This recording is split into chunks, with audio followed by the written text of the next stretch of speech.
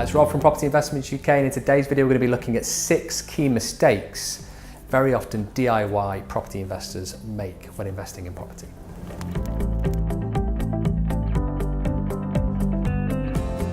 So the very first mistake I see a lot of investors make when they're buying a property is not speaking to the letting agents or local letting agents before they buy a property investment. Now the reason why this is important, because even if you know the area very well, it's very difficult to understand every single postcode, every single street, and every area has different nuances. But when you speak to a local letting agent, you can have a very good conversation with them, explain what you're looking to do. Maybe you've found a property already and you speak to local letting agents and say, looking at property in this particular street, what do you think? And they can give you a very good idea quickly on if it's a hard or an easy place to kind of let a property. So just simply speak to some local agents. It'll give you a much kind of more diverse feel as to whether an area is going to work or not for a property if you're considering it as an investment.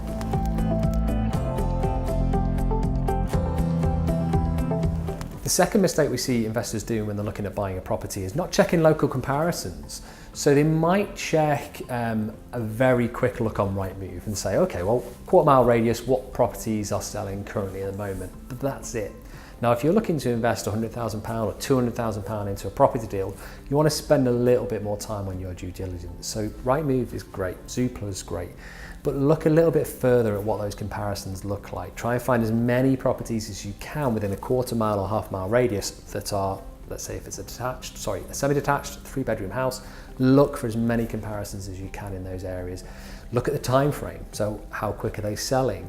What price ranges are they selling for now? What price ranges were they maybe selling for 12 months or so ago? And it starts to give you a bit of a bigger picture as to what the total kind of market is like for those comparisons, rather than just jumping in and saying, oh yeah, there's a property here that's close by that's on the market for this, so that's kind of the market value. So spend a little bit more time on your due diligence.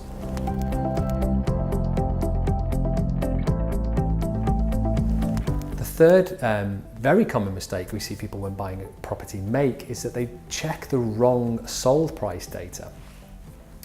Now this is important because if you're looking at a property to buy and you go on Rightmove or Zoopla and look at the sold price data, you can check within a certain radius, so you can have a look at a certain key area.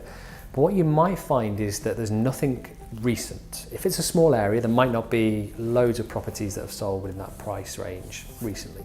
So very often what people then start to do is say, well, I'll look back further, and they change the date range. So they go from maybe what sold in the last year or 2 years to what sold in the last 6 or 7 years.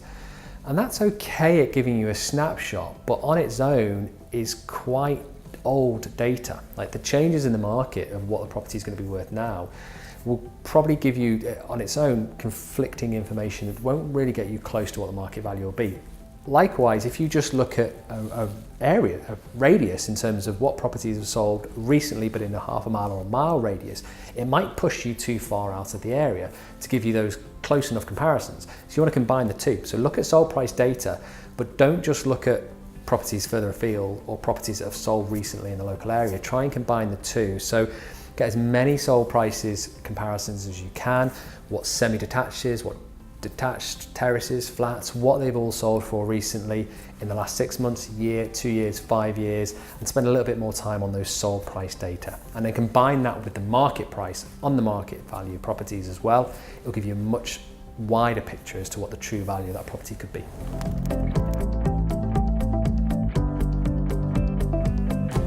The fourth common mistake we see investors making when buying property is not physically checking out an area. Now for some investors this is okay. You invest out of your current geographical location, and getting to the area might be very difficult. So you can speak to and rely on other local agencies, estate agents, letting agents, sourcing contacts, joint venture partners, and see about what the true location is like. But if you are close by to the property and you are able to go and do a drive-by, don't dismiss it. It's very valuable going to have a look at a local location and seeing what it's like in an evening, what it's like on a weekend, what it's like in a daytime, because it will vary, it will change. We've made mistakes in the past. When I first started out, there's a couple of properties that I bought that I didn't check in enough detail what that location was like, maybe on a weekend or maybe on an evening, and it's come back to haunt us a little bit. It's properties maybe not performed quite as well as we'd hoped, or there's not been as much growth as we'd hoped because the area just isn't all that great.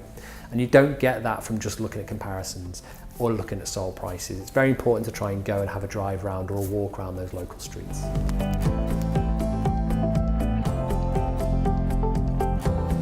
Number 5 is not following your intuition. So a very easy one to dismiss, but you've got to be comfortable with that property that you're considering. It's a very big investment. So everything from the location through to the strategy, through to the people that are going to manage it for you.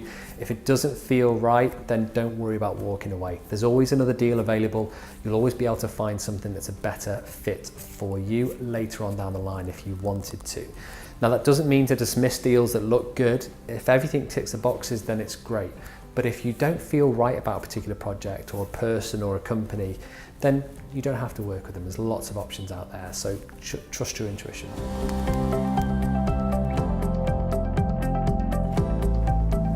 And the 6th common mistake that we see investors make when they're starting out or they're maybe trying to kind of wing it for a couple of deals tends to be deal desperation. So this is very common if a market's buoyant and so you're struggling to try and find a very good deal. You're probably chasing offers, you're not getting close to the property you want, so you start to offer a little bit more for it. That deal desperation starts to then put you in a situation where you're not getting the right types of properties, the right types of deals you originally hoped for.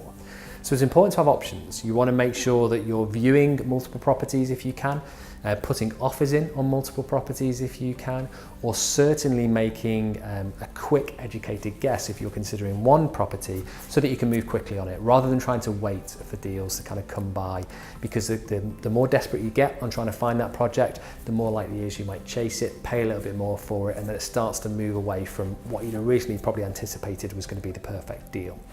But hopefully that helps. Hopefully it gives you a bit of an idea on some common mistakes, some common things to kind of avoid if you're getting started in property and you're growing a property portfolio. Any questions, don't hesitate to ask, and always happy to help. Look forward to catching up with you in the next video. Take care.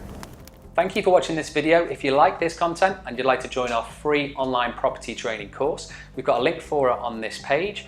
And in there we cover a range of different property strategies to help you get started, either building a long-term property portfolio or creating cash flowing property business. We also look at ways to increase your return on investment with any of the property you're maybe considering.